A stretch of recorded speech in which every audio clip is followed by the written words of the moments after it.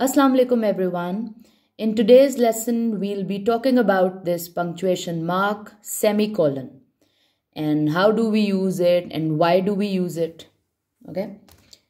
So first of all, yes, a semicolon is most commonly used to link two independent clauses that are related in thought.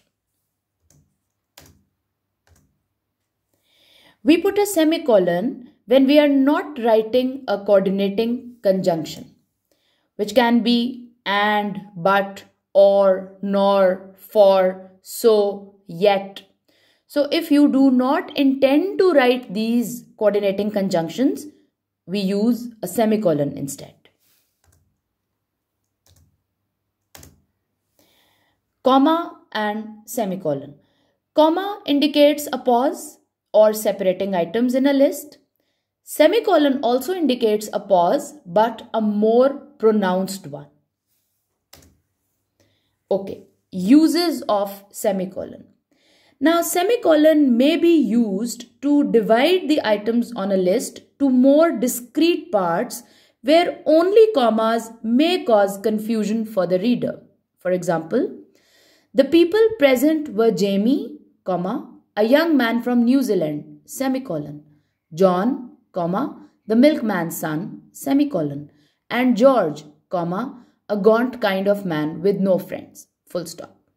So here, as you can see, that comma is coming after every character's name, and then there is a short description followed by a semicolon. So here I believe that the use of semicolon has made this sentence, this lengthy sentence, quite decent and expressive at the same time. Now, as I already said that a semicolon is used between independent clauses when the two clauses are balanced, opposed, or contradictory. For example, I told Kate she's running for the hills, semicolon, I wonder if she knew I was joking, full stop. So, in this sentence, the use of semicolon indicates that there is more information coming from the author's side.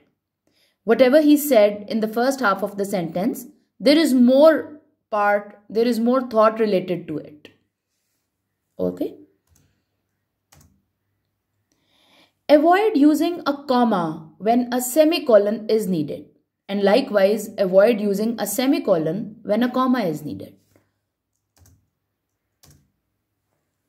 Now, the first example is incorrect.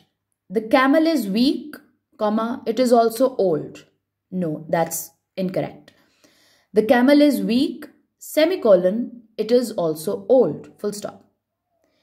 Now, this part is correct. Why so? Because both parts of the sentence are independent clauses and commas should not be used to connect independent clauses. Alright? One last example. Hello. Okay, now both versions are correct and I'll explain why. John finished all his homework, comma, but Kathleen did not finish hers.